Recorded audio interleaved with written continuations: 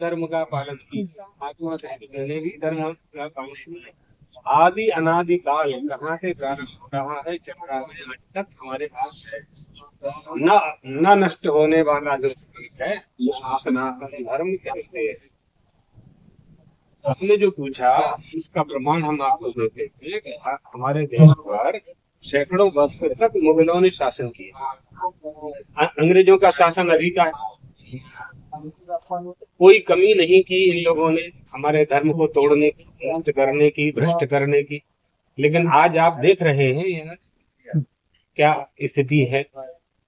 दूसरा जो प्रश्न है आपका सनातन धर्म की शिक्षा का, अभी अभी ब्रह्मानंद धाम के अध्यक्ष हैं बापू मुक्तानंद जी, आप जानते हो ना, उनको छो ना। अभी अभी उन्होंने बताया कि वैदिक यूनिवर्सिटी वेदाहा विश्वविद्यालयाः की स्थापना करने का संकल्प संत समाज यहाँ का कर रहे हैं।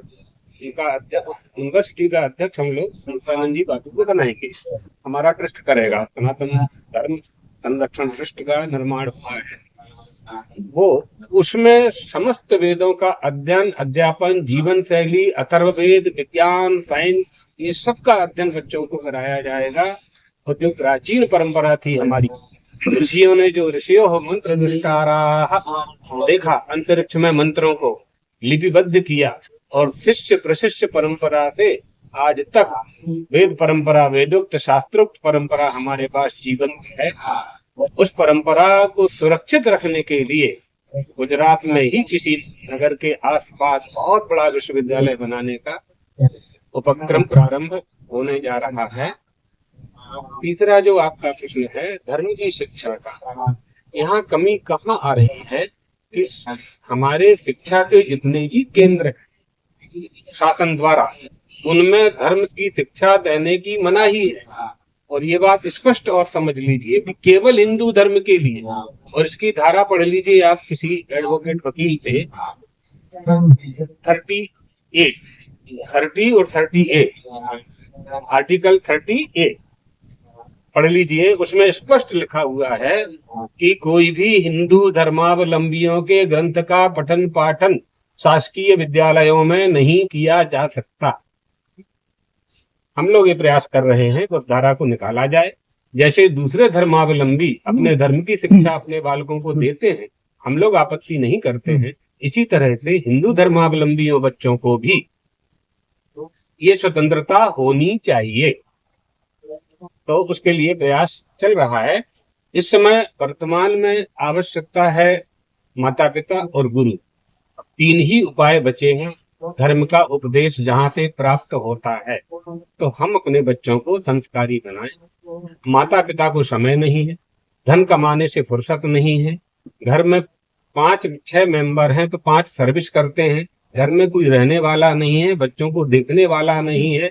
बच्चे स्कूल चले जाते हैं तब माता पिता आते हैं, बच्चे जब आते हैं तब माता पिता नहीं होते हैं। ऐसी सामाजिक परिस्थिति जीवन यापन की बन चुकी है, तो धर्म की शिक्षा बालक कहाँ से प्राप्त करें, तो ये भी परिस्थिति है। लेकिन फिर भी काफी जागृति आई है। आप देख रहे हैं जगह जगह आश्रमों में, मठों में, मंदिरों में, स्थानों पर और गुरुकुलों की स्थापनाएं हो रही हैं। और अभी बापू ने बताया 44 कितने 44 ना 44 गांव में जाकर के, छोटे छोटे गांव में जाकर के 1-1, 2-2 कमरे के स्कूल बना करके वहाँ के बच्चों को 5वीं तक की शिक्षा देते हैं। फिर वो ब्रह्मानंद धाम चापरणा में ले आते हैं। ऐसा कच्छ में भी चल रहा है। ऐसे हम लोगों की तो संस्कृत पाठशालाएं हैं, तो संस्कृत पाठशालाओं का काम भी चल रहा है। इनमें जागृति आई है, संत लोग भी बहुत काम कर रहे हैं। पहले जैसा केवल भजन का ही काम नहीं है, भजन के साथ समाज सेवा भी हो रही है। और समाज की सेवा, मनुष्यों की सेवा, ये भी पूजा है। भूतेषु विचित्र धीराः, प्राणी मात्र में जब हम परमात्मा का दर्शन करते हैं, प्राणी की सेवा करना परमात्मा की सेवा हो जाती है। तो ये बात है। सनातन धर्म संरक्षण समिति का जो निर्माण हुआ, उसके उद्देश्यों की थोड़ी सी बात बाबू से। साधु से हमारे अत्याधुनिक संसाधन नहीं होते थे उस वक्त से आज जो हमारे पास संसाधन है, फिर भी लोगों के जीवन में शांति की कमी है, संसाधनों एहसास नहीं हो रहा। समझ गए, क्या संसाधनों के साथ ऐसे संसाधन भी आ गए हैं जो हमारे जो आवनार पीढ़ी है, जो आने वाले बच्चे हैं, उनके मन मस्तिष्क में विकार पैदा कर रहे हैं। हम विकास किसे कहते हैं? रोड, बिजली, पानी, ये सबको चाहिए, सबको हमको भी चाहिए। हम भी उसी सड़क में आए, उसी जहाज में आए हैं, गाड़ी में आए हैं, वो सबको चाहिए। हमारे जीवन की उपलब्धि क्या है? हमारे जीवन की उपलब्धि है बुद्धि का विकास। ये विकास ही सही विकास है। ये जो विकास है ये देह के लिए चाहिए। हमें तो मनुष्य की देह इसलिए प्राप्त हुई है कि मानव देह के वास्तविक फल को प्राप्त कर सकें। इसलिए बुद्धि के विकास के साथ जब ये भौतिक विकास होता है तो इसका सही उपयोग हम कर पाते हैं।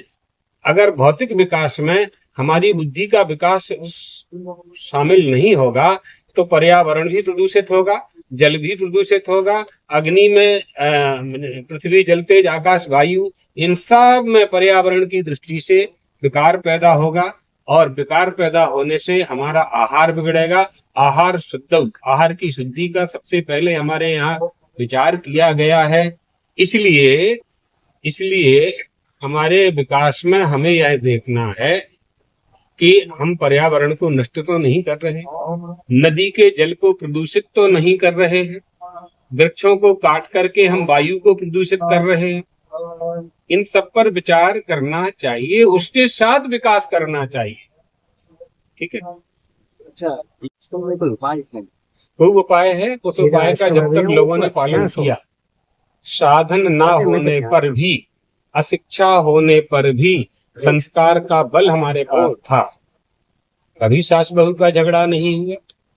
15-15, 20-20 लोगों का एक रसोई घर होता था, लकड़ी में भोजन बनता था, एक साथ बैठ करके भोजन करते थे। परिवार में संस्कार था, शांति थी, सहनशीलता थी, एक बड़े को मान करके सब उसके अनुशासन में चला करते थे।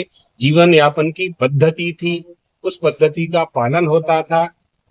क्या होता है? यत्र सर्वे विनेतारः सर्वे पंडित मानिनः, जहाँ सब नेता हो जाते, जहाँ सब मालिक हो जाते, जहाँ सब परिवार के मुखिया हो जाते हैं, वहाँ अशांति होती है।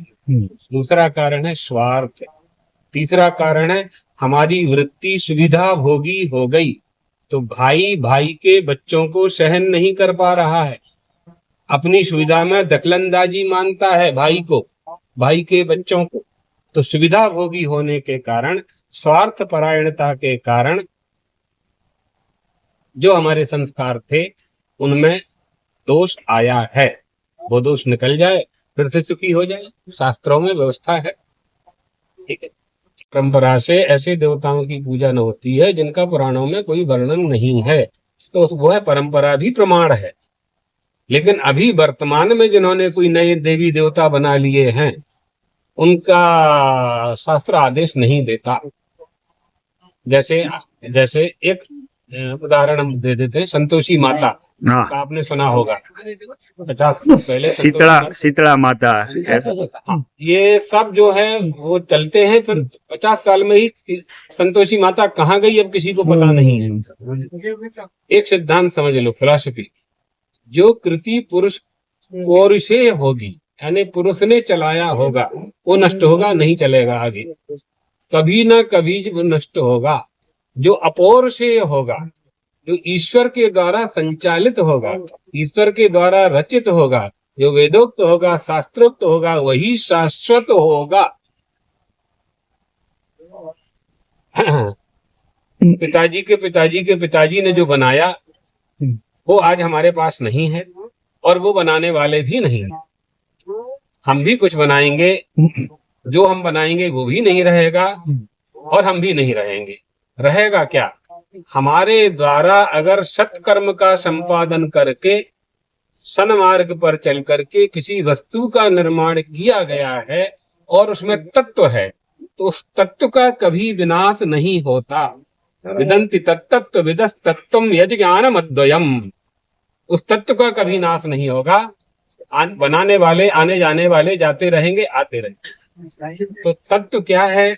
वो परम तत्व परमात्मा को हम लोग स्वीकार करते हैं, सत्य को स्वीकार करते हैं।